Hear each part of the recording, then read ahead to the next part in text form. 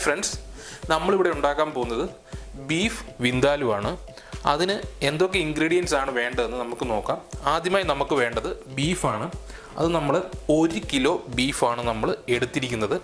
അത് കട്ട് ചെയ്തിരിക്കുന്നത് വലിപ്പം കൂട്ടിയാണ് നമ്മൾ കട്ട് ചെയ്തിരിക്കുന്നത്. അങ്ങനെ വലിപ്പം കൂട്ടി തന്നെ ഒരു സ്ക്വയർ ടൈപ്പ് പീസായിട്ട് വേണം ഇതിന് വേണ്ടി നമ്മൾ ബീഫ് കട്ട് ചെയ്തെടുക്കാൻ. കാരണം അങ്ങനെ കട്ട് ചെയ്തെടുത്തു കഴിഞ്ഞാൽ നമുക്ക് നല്ല ടേസ്റ്റിൽ അത് കിട്ടുന്നതായിരിക്കും. പിന്നെ നമ്മൾക്ക് വേണ്ടത് ഇഞ്ചിയാണ്. ഒരു വലിയ കഷ്ണം ഇഞ്ചി നമ്മൾ എടുത്തിട്ടുണ്ട്, അതിനെ പീസായിട്ട് വെച്ചിരിക്കുകയാണ്. വെളുത്തുള്ളി ഒരു 10 അല്ലി വെളുത്തുള്ളി നമ്മൾ എടുത്തിട്ടുണ്ട്. സവാള ഒരു 3 ചെറിയ സവാള ചെറിയ കനത്തിൽ അരിഞ്ഞു വെച്ചിരിക്കുന്നതാണ്. മസാലക്കൂട്ടുകളിൽ മുളക് പൊടി ഒരു 4 ടേബിൾ സ്പൂൺ. ഇത് കാശ്മീരി ചില്ലിയാണ്, അതാണ് 4 ടേബിൾ സ്പൂൺ എടുത്തു. നമ്മൾ സാധാരണ മുളക് പൊടി ചേർക്കുന്നുണ്ടെങ്കിൽ 2 ടേബിൾ സ്പൂൺ കാശ്മീരി മുളക് പൊടിയും 2 ടേബിൾ സ്പൂൺ സാധാരണ മുളക് പൊടി എടുക്കാം എരിവിനനുസരിച്ചിട്ട്. 1.5 ടേബിൾ സ്പൂൺ മല്ലിപ്പൊടി, 1/2 ടീസ്പൂൺ മഞ്ഞൾപ്പൊടി, പിന്നെ 1.5 ടേബിൾ സ്പൂൺ കടുക് നമ്മൾ എടുത്തിട്ടുണ്ട്. കടുക് ഇതിൻ്റെ ഒരു പ്രത്യേക ഇൻഗ്രീഡിയൻ്റ് ആണ്. കടുകാണ് ഇതിന് ടേസ്റ്റ് കൊടുക്കുന്ന, കറിക്ക് നമുക്ക് ടേസ്റ്റ് നല്ലപോലെ തരുന്നത് കടുകാണ്. മസാലയ്ക്ക് വേണ്ടത് പെരിഞ്ജീരകം 1 ടീസ്പൂൺ പെരിഞ്ജീരകം നമ്മൾ എടുത്തിട്ടുണ്ട്. ഒരു 5 ഗ്രാമ്പു, 4 ഏലക്കായ, ചെറിയ പീസ് 3 കറുകപ്പട്ടയാണ് എടുത്തേക്കുന്നത്. വലുതാണെങ്കിൽ 1 പീസ് മതി. മുഴുവൻ കുരുമുളക് 1.5 ടേബിൾ സ്പൂൺ മുഴുവൻ കുരുമുളകും എടുത്തിട്ടുണ്ട്. പിന്നെ നമുക്ക് വേണ്ടത് വിനാഗിരിയാണ്. വിനാഗിരി ഇതിൻ്റെ ഒരു പ്രത്യേക വിനാഗിരിയാണ് ഈ കറിക്ക് ടേസ്റ്റ് കൊടുക്കുന്നത്. അപ്പോൾ വിനാഗിരി എത്രത്തോളം വേണമെന്നുള്ളത് നമുക്ക് ഉണ്ടാക്കുന്ന സമയത്ത് പറഞ്ഞു തരാം. വിനാഗിരി അല്ലെങ്കിൽ ചൊറുക്ക, പിന്നെ വെളിച്ചെണ്ണയും വേണം ആവശ്യത്തിന്, ഉപ്പും വേണം ആവശ്യത്തിന്. അപ്പം നമുക്ക് കുക്കിങ്ങിലേക്ക് കിടക്കാം. നമ്മളൊരു പാൻ വെച്ചിട്ട് അതിലേക്ക് നമ്മളുടെ മുഴുവൻ കുരുമുളക്, ഏലക്കായ, ഗ്രാമ്പു, പെരിഞ്ജീരകം എന്നിട്ട് നമുക്കൊന്ന് ചൂടാക്കി എടുക്കാം. കൂട്ട് ചൂടായിട്ട് വന്നിട്ടുണ്ട്. അതിലേക്ക് കടുകിനെയും കൂടെ ഇട്ട് കൊടുത്ത് ചൂടാക്കിയെടുക്കാം.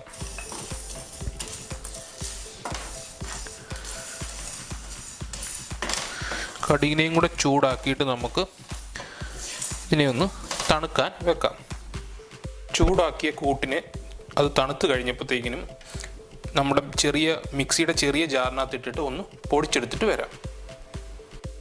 കൂട്ടിനെ നമ്മൾ നല്ലവണ്ണം പൊടിച്ചെടുത്തിട്ടുണ്ട്. ഇനി അതിലേക്ക് നമ്മൾ മുറിച്ച് വെച്ചിരിക്കുന്ന ഇഞ്ചി, വെളുത്തുള്ളി, പിന്നെ നമ്മുടെ പൊടികൾ മുളക് പൊടി, മല്ലിപ്പൊടി, മഞ്ഞൾപ്പൊടി എന്നിവ നമുക്ക് ഇതിലേക്ക് ചേർത്ത് കൊടുക്കാം. നമ്മുടെ മസാലപ്പൊടി, മുളക് പൊടി, മഞ്ഞൾപ്പൊടി, മല്ലിപ്പൊടി എന്നിവ ചേർത്തതിന് ശേഷം നമുക്ക് വിനാഗിരിയെ ചേർത്ത് കൊടുക്കാം. വിനാഗിരി നമ്മൾ 1, 2,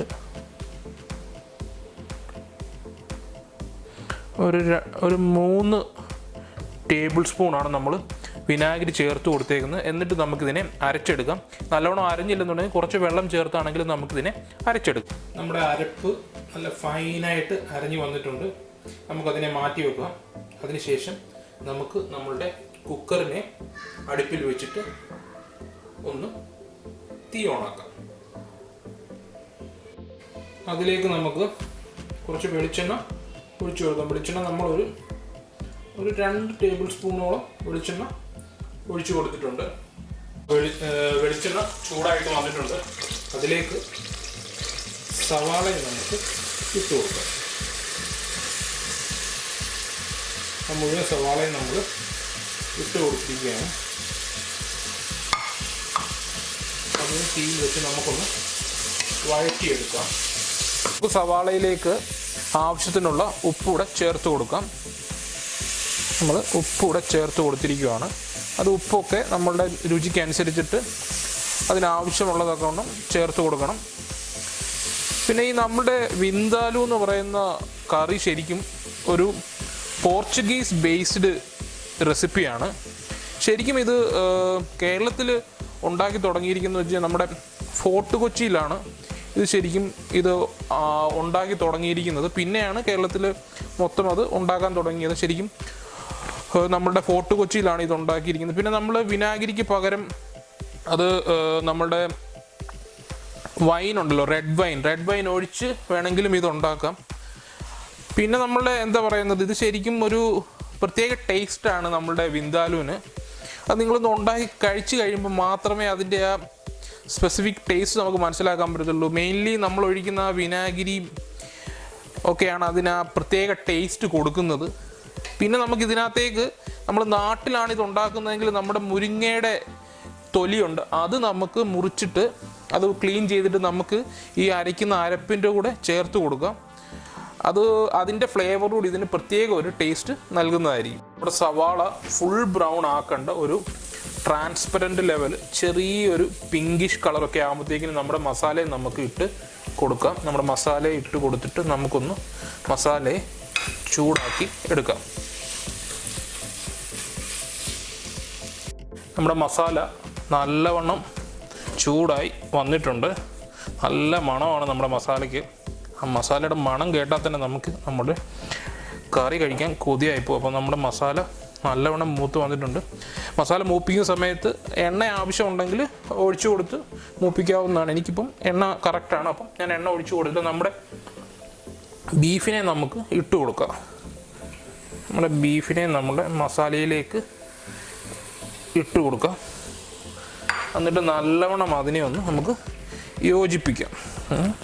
നമ്മുടെ മസാലയും ആ ബീഫിനെയും കൂടെ നമുക്ക് ഒന്ന് ഇളക്കി നല്ലവണ്ണം ഒന്ന് യോജിപ്പിച്ച് എടുക്കാം.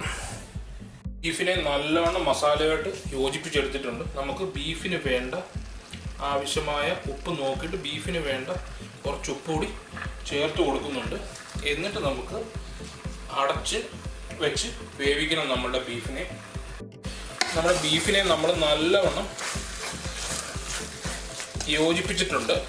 ഞാനിപ്പോൾ ഇതിൽ വെള്ളം ചേർത്ത് കൊടുക്കുന്നില്ല. വെള്ളം ചേർക്കാതെ തന്നെയാണ് ഞാൻ കറി ഉണ്ടാക്കുന്നത്.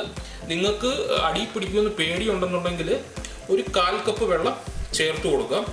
ഞാനിപ്പോൾ ഇതിനെ നമ്മുടെ കുക്കറിനെ അടച്ച് വെച്ചിട്ട് വേവിക്കാൻ പോവുകയാണ്. ആദ്യമേ ഒരു വിസിൽ നമുക്ക് നല്ല തീയിൽ ഒരു വിസിൽ വെക്കാം. എന്നിട്ട് തീ കുറച്ച് വെച്ചിട്ട് ഒരു 3 വിസിലൂടെ നമുക്ക് അടുപ്പിക്കാം. എന്നിട്ട് നമുക്ക് നോക്കാം. ബീഫ് 4 വിസിൽ അടിച്ചിട്ടുണ്ട്. അപ്പോൾ നമുക്കത് തുറന്ന് നോക്കാം. നമ്മുടെ ബീഫ് അടിപൊളിയായിട്ട് വന്നിട്ടുണ്ട്. കണ്ടോ, ബീഫ് നല്ല സെറ്റപ്പായിട്ട് നമ്മുടെ ബീഫ് വന്നിട്ടുണ്ട്. ബീഫ് വെന്തിട്ടുണ്ട്. നമ്മൾ ഒട്ടും വെള്ളം ഒഴിക്കാതെയാണ് നമ്മുടെ ബീഫ് വെച്ച്. എന്നിട്ട് നമുക്ക് ആവശ്യത്തിനുള്ള ഗ്രേവി ഉണ്ട്. നമുക്ക് നമ്മുടെ ബീഫിനെ ഒരു ഡിഷിലേക്ക് മാറ്റാം. നമ്മളുടെ ബീഫ് വിന്ദാലു റെഡി ആയിട്ടുണ്ട്. നമുക്കൊരു പീസ് എടുത്ത് നോക്കാം. കണ്ടോ, നമ്മുടെ പീസ് ഉണ്ടോ, ഇതിങ്ങനെ ഉണ്ടോ, അത്രത്തോളം സോഫ്റ്റായിട്ട് വന്നിട്ടുണ്ട്. ഇച്ചിരി ചൂടുണ്ട്, അതാണ്. ഉണ്ടോ, ആ ഒരു ടെക്സ്ചറൊക്കെ നല്ല രീതിയിൽ വന്നിട്ടുണ്ട്. അതിൻ്റെ കളറ് തന്നെ, നമ്മുടെ ബീഫ് വിന്ദാലിൻ്റെ കളറ് തന്നെ കണ്ടോ, ആ കറക്റ്റ് കളറിലൊക്കെ നമുക്ക് കിട്ടിയിട്ടുണ്ട്. ഇത് കണ്ടാൽ തന്നെ നമുക്ക് കഴിക്കാൻ തോന്നും. അപ്പോൾ നിങ്ങളെല്ലാവരും ഒന്ന് പരീക്ഷിച്ച് നോക്കുക. എന്നിട്ട് നമ്മുടെ കമൻറ്റ് ബോക്സിൽ എങ്ങനെ ഉണ്ടായിരുന്നു നമ്മുടെ റെസിപ്പി എന്ന് അറിയിക്കുക. അപ്പം അടുത്തൊരു വീഡിയോയിൽ കാണുന്നവരെ എല്ലാവർക്കും ബൈ ബൈ. പിന്നെ നമ്മുടെ ചാനൽ സബ്സ്ക്രൈബ് ചെയ്യാത്തവരുണ്ടെങ്കിൽ സബ്സ്ക്രൈബ് ചെയ്യുക, സപ്പോർട്ട് ചെയ്യുക. അപ്പം എല്ലാവർക്കും ബൈ ബൈ.